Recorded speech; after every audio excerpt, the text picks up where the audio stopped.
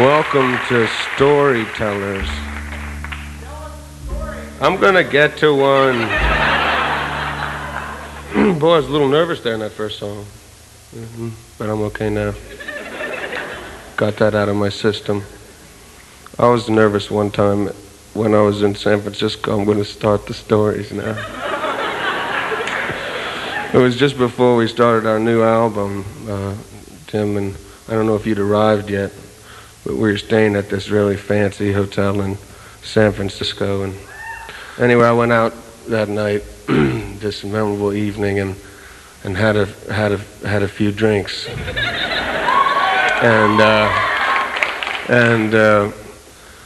So anyway, Michael, my good friend Michael, and my good friend Leroy helped me to my room, and some point that evening, and put me on the bed a few times, I think. And anyway, I guess what must have happened, I'm being a little bit of I'm guessing a little bit, but I must have woken up in the middle of the night and decided that I wanted to take my shoes off and and everything else as well. So I figure I did that, and then I had to go to the bathroom, is what I think must have happened, and then. So I went to the bathroom and only snapped out of my sort of sleepy state when I discovered that when the click of the hotel room door went shut behind me, and I found myself in a compromised position, extremely naked in the hallway of the hotel, and so I thought for a little while what I should do, and I thank God for the complimentary USA Today that was outside my door.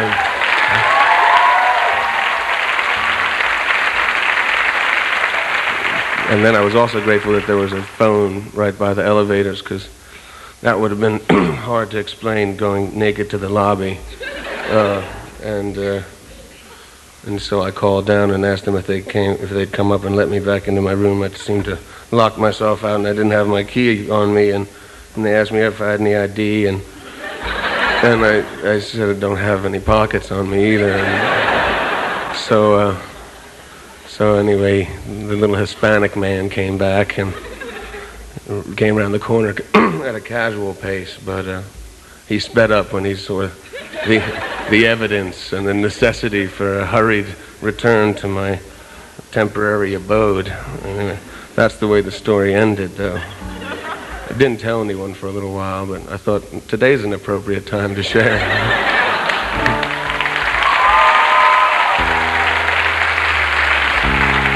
I only just found out recently that I look like this when I sing. That's a bummer, man.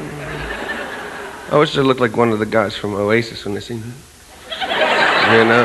They're all smooth looking, like they don't care. I'm up here looking like I'm taking a...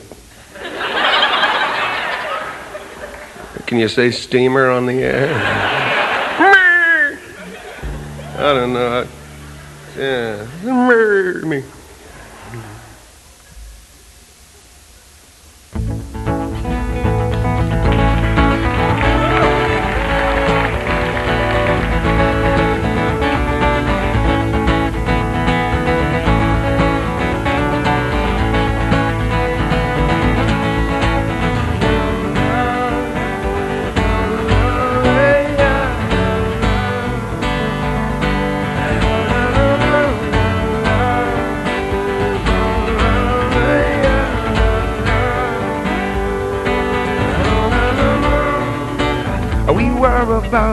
You were standing underneath us, we were not yet lovers.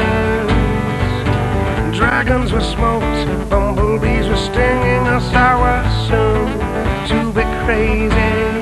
Eat, drink, and be merry, for tomorrow we'll die. Eat, drink, and be merry, for tomorrow we'll die. The tripping belay.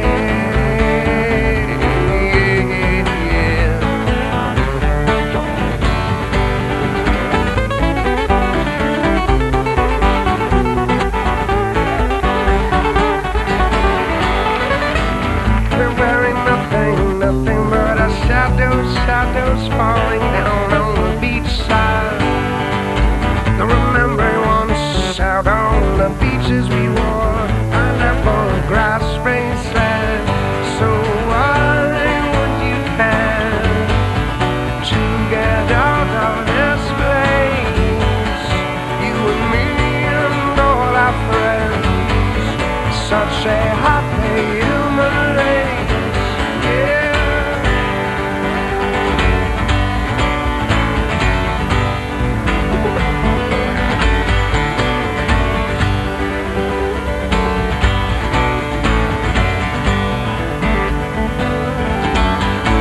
'Cause the tripping belly,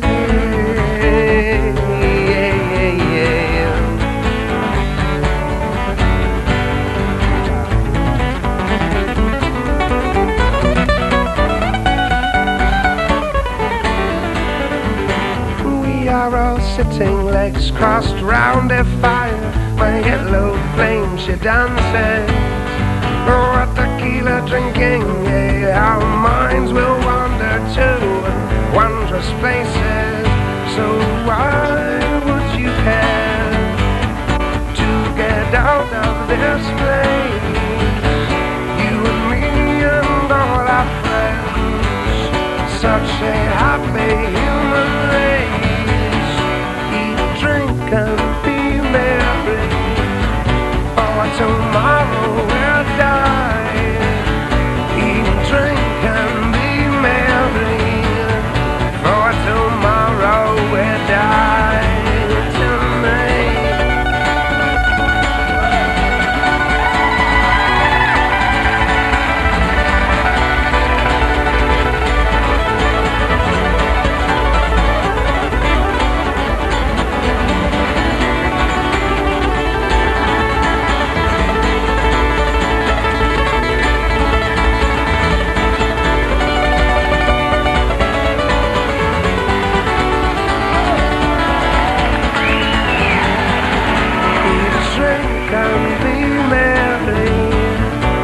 Tonight, tomorrow we'll die.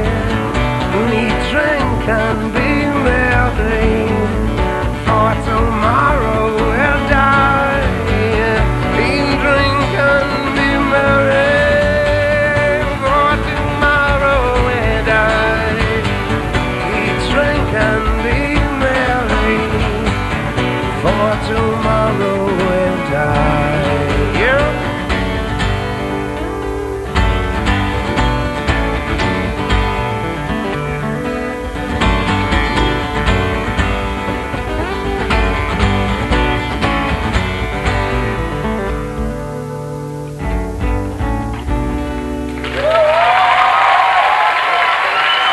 Reynolds.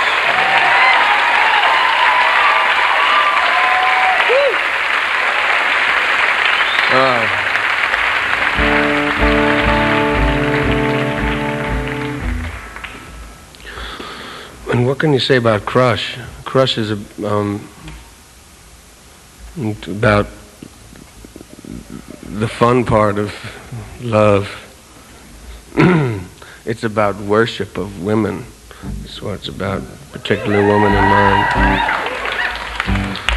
My girlfriend's head was floating above me when I was writing the lyrics to that song. It was just right there. I was thinking, who am I going to look at? What picture can I think of? And what can I? She said, do it. I'm right here. You best write this song about me, boy. You know, at least that's what I say. I'm only kidding. I had to ruin it with that, but I had to.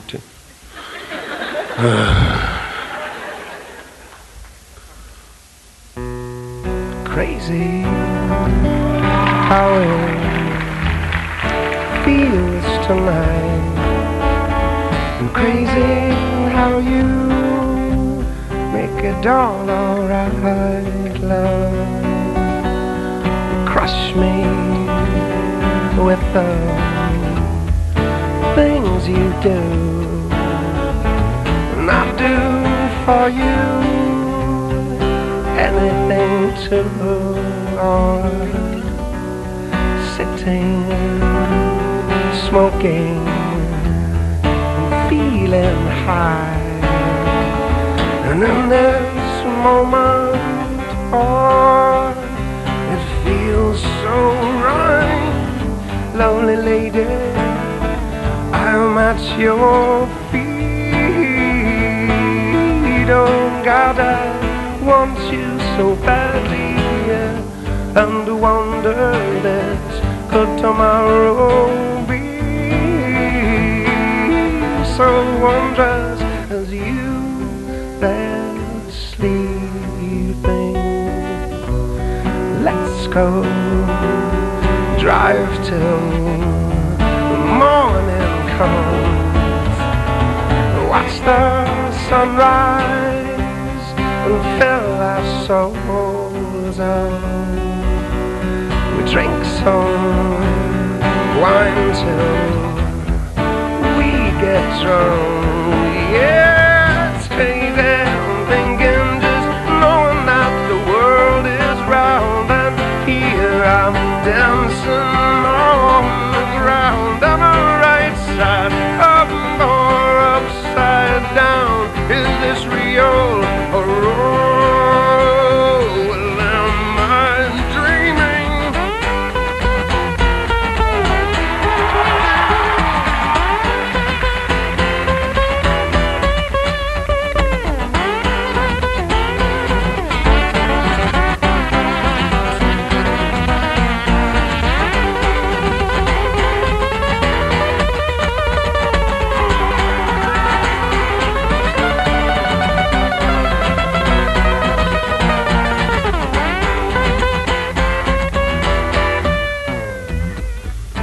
Lovely lady, I will treat you sweetly,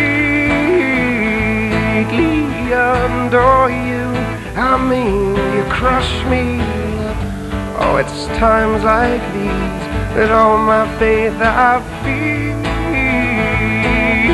and I know how I love you. Come on, crush me, baby. It's crazy, I'm thinking, just as long as you're around, and here I'll be dancing on the ground. Am I right side up or upside down?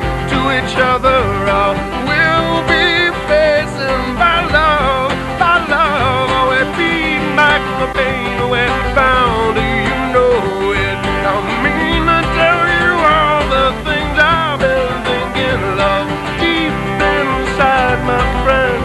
With each moment, the more I love you. Come on, come on, baby. It's strange that you're right within love, that I would give you back again and again. Oh, you know that I mean it, I'll hold you, but please, please, just let me always.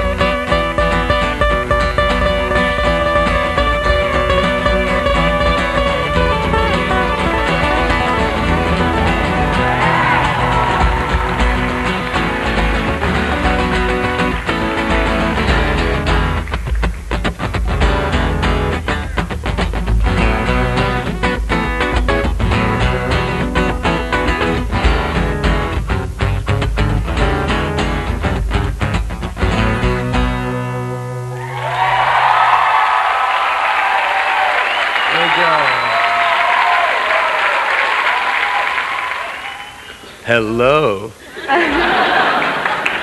I just want to know what your favorite drink is. And can I buy you one? Oh yeah, you can certainly buy me one. I drink bourbon a lot, and I'll buy you a bourbon after the show. okay. Welcome to Storytellers. Can't say it enough. Storytellers. This song is about the worship of women, but this is a little bit of a crazy man. This is a bit of a crazy man. He's the kind of person that you'd call the police on. Some guy sort of peering in keenly at like his neighbors, young girl who moved in or something, staring, and she's calling the police. You've got to get down here. He's looking right at the woman. He was looking. He saw me. I didn't have a shirt. He was looking at me. I don't know what he was doing, and it's right there. And that's so I wrote the song about it rather than actually appearing in the window for fear of being arrested.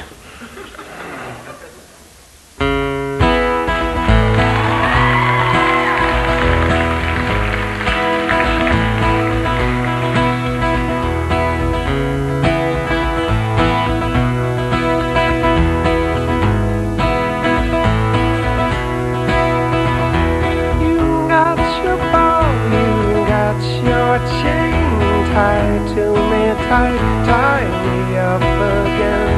Who's got the claws in you, my friend? Deep in your heart, on me again. Sweet like candy to my soul. Sweet you rockin', sweet you roll. Lost for you, I'm so lost for you. Oh, when you come crash into me, I come into you.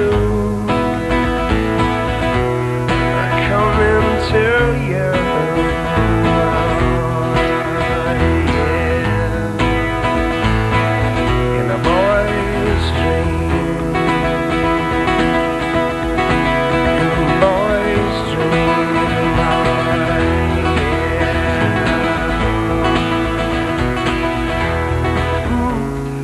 Lips just so I know power in your eyes, love. It glows so I'm bareboned and crazy for you. Oh, when you come crashing to me, baby, I come into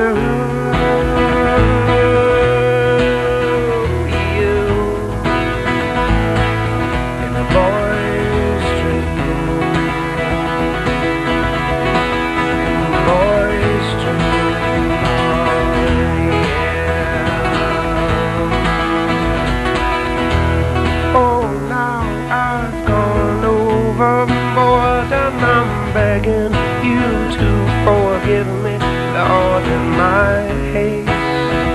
But I'm holding you so good, close to me, and you come crashing to me, baby. I come into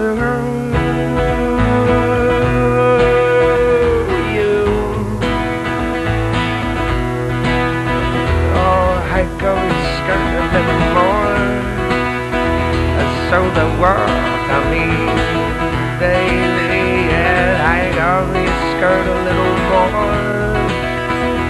So the world to me in this boy's dream. Oh, I watch you there through the window and I stare at you where nothing but you wear it so well tied up and twisted the way I like to be.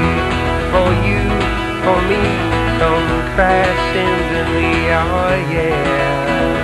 Come crash into me, baby. Crash into me, crash into me, crash into me. So wherever I am, you know we're down the king of the castle, you're the dirty rascal, crash into me. I'll say you crash into me, baby. Like I'm swimming in your seas and in your ocean, and I can feel the crash into me. Oh yes, I feel the wave coming crash into me. Oh yes, I feel your wave coming crash into me. I will be your Dixie chicken if you be my Tennessee lamb. We can walk together down in Dixieland. Crash into me. Crash into me. Yeah, yeah. Crash into me.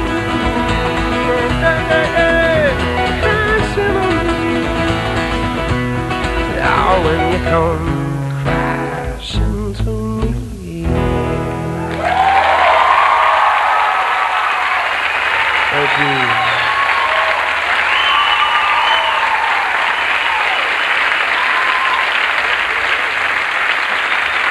The last time we were over at where we played in that big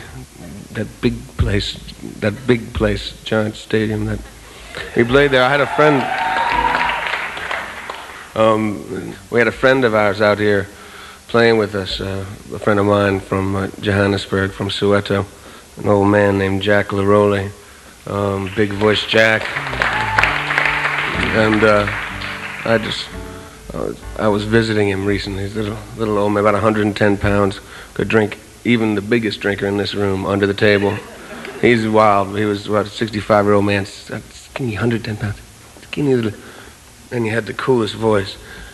David, how is it, man? How are you doing, my brother? I hope you are doing all right.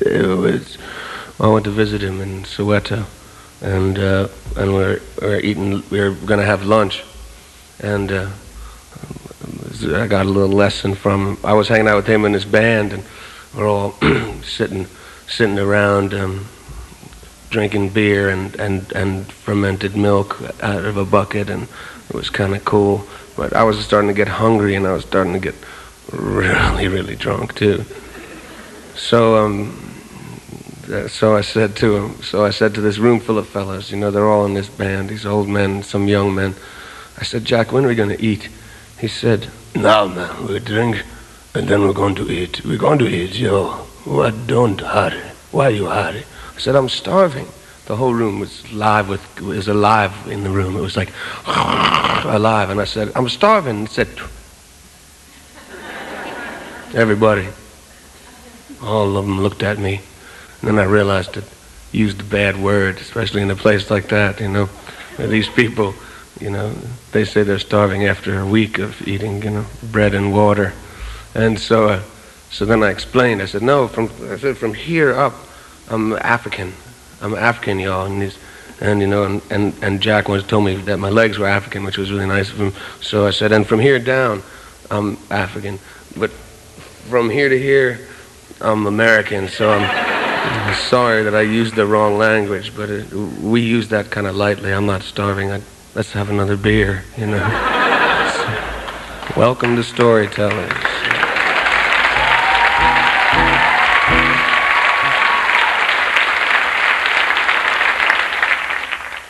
Eric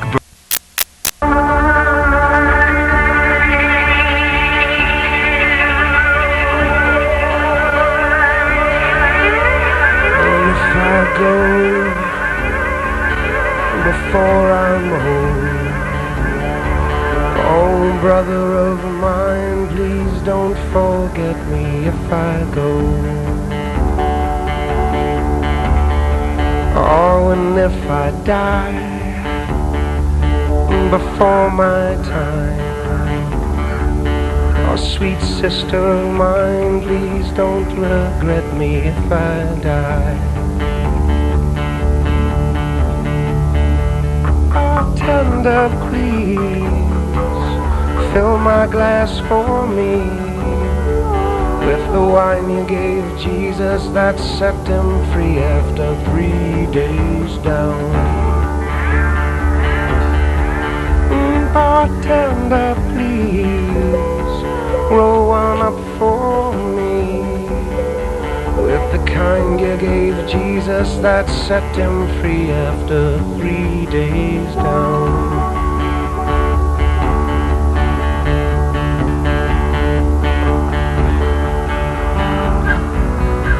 Come on,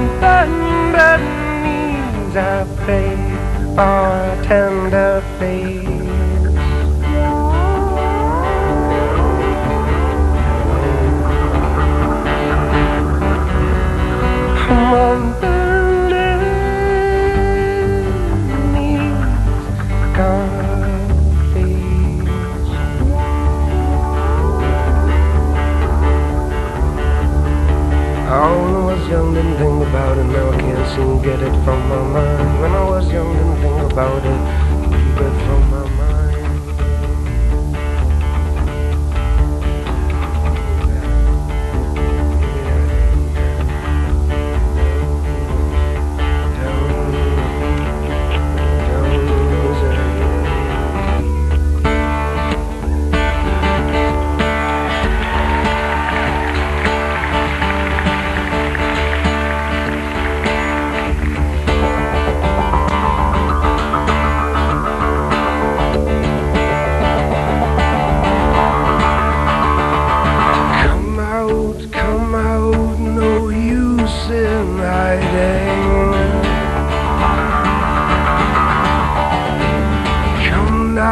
Come now, can you not see? There's no place here, what were you expecting? Not room for both, just room for me.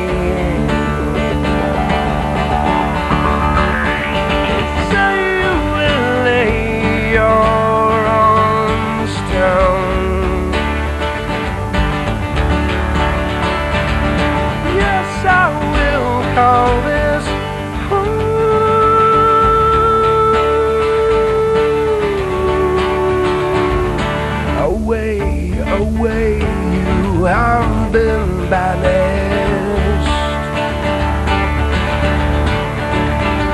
Your land is gone and given to me. On the air I will spread my wings. Yes, I will call this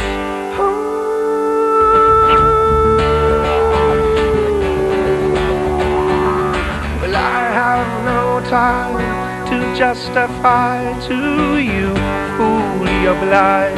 Move aside for me. Oh, move aside for me. And all I can say to you, my new neighbors, you must move on, or I will bury you.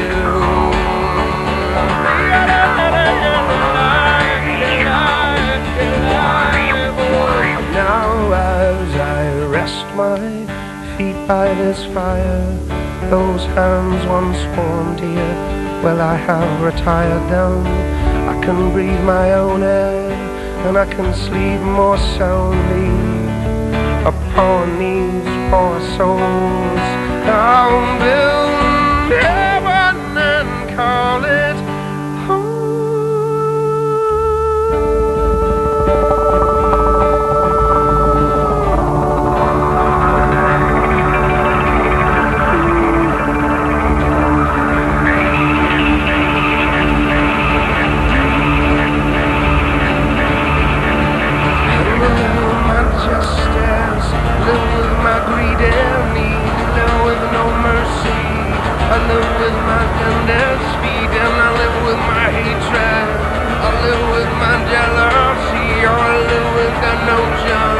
I don't need anyone but me.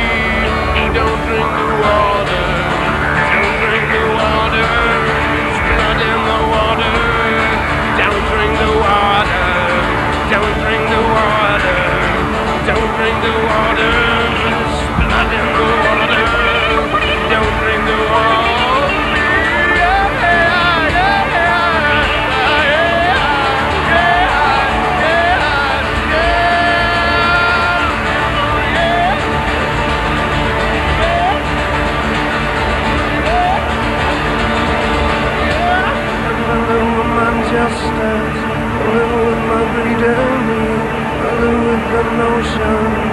I don't need anyone but me.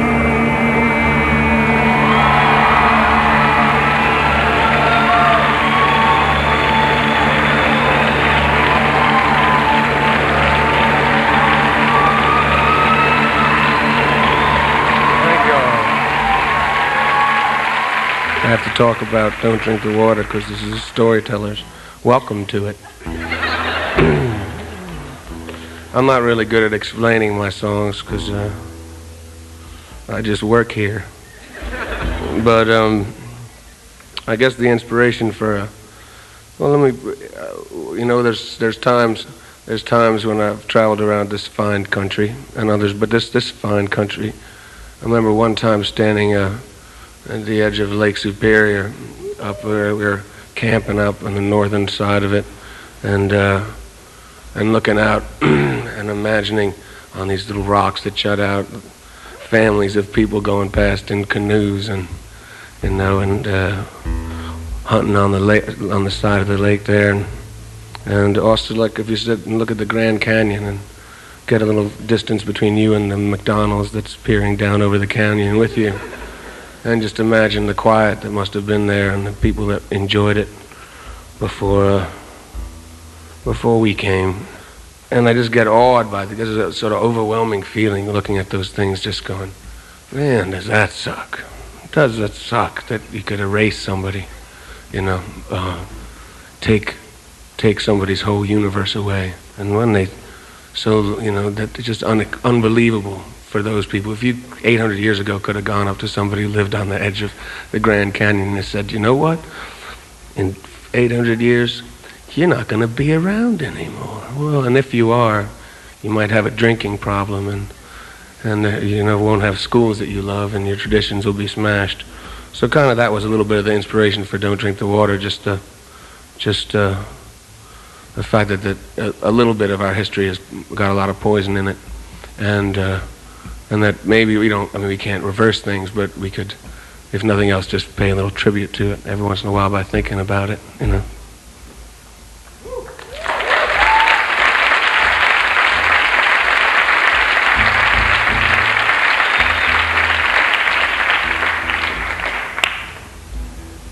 What about New York? What about the people that lived in New York? You know what this is going to look like? See these rivers? Oh, no. See these trees? Yeah, I swear to God. I know. I love this city, but boy, I couldn't have imagined the people. There's ghosts wandering around. Go, what happened? What happened? What's going on? Spoon and spoon, stir my coffee. I thought of you and turned to the gate. And as I walk, there's voices. I gotta stop.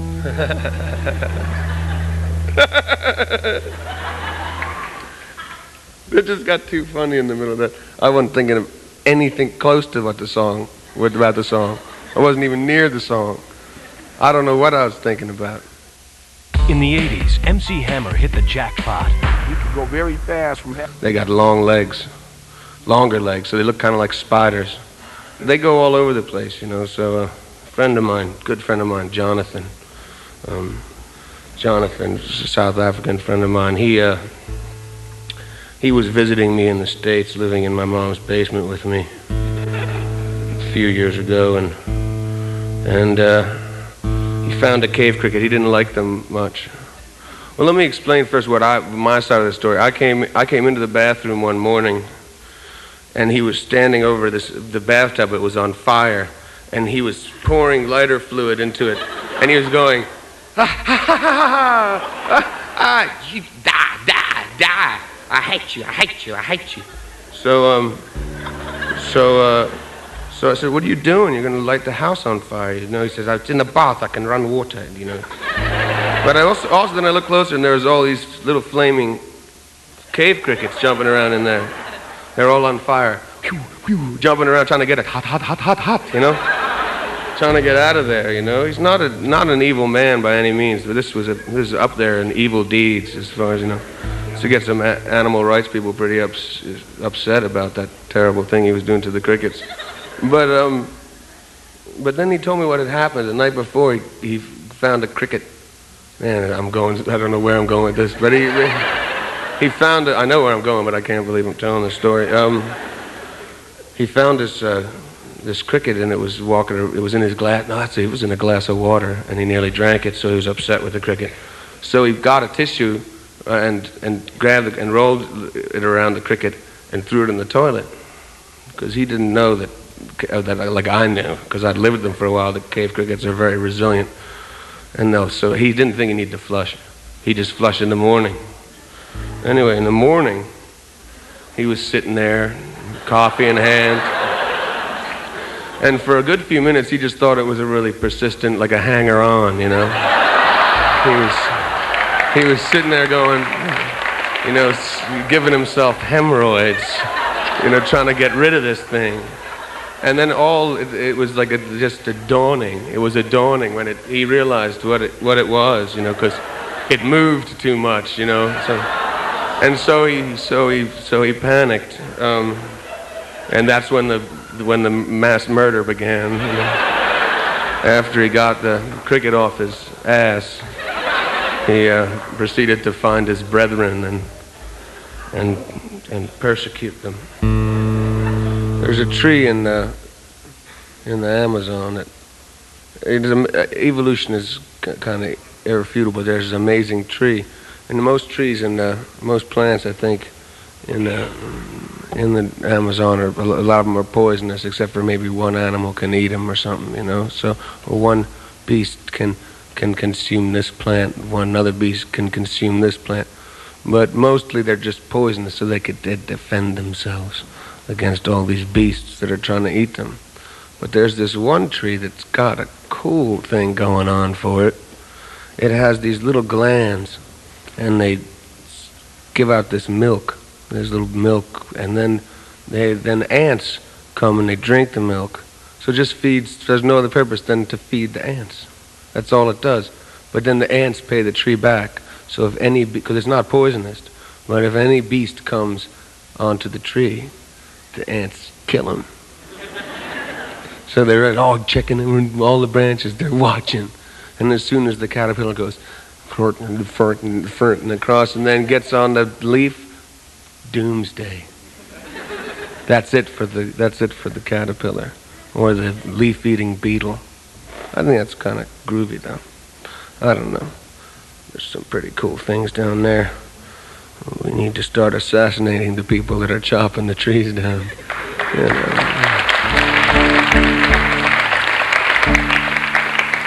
Why not? We're a dime a dozen. Come on. You know, or maybe just chop their feet off and make them jump up and down until they're empty. Ooh. Yeah. No, that's a little rough. No. Okay, well, give them a damn good lashing then. No? Not a lashing. Maybe just a spanking. Maybe just feed them to the ants.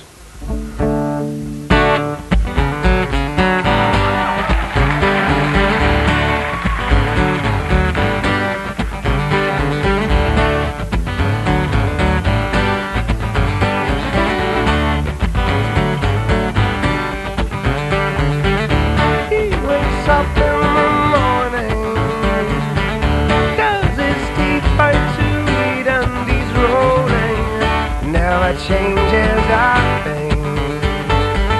The weak ends, the weak begin sheathings.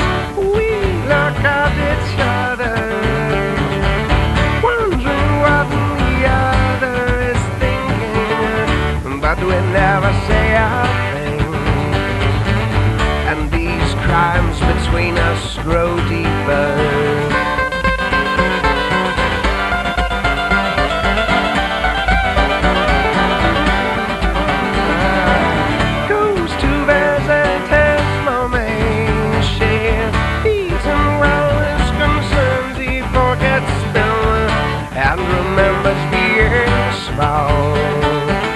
Playing under the table and dreaming, take these chances,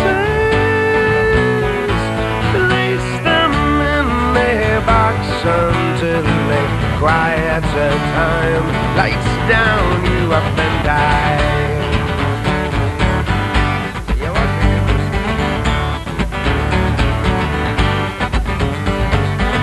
Driving along this highway,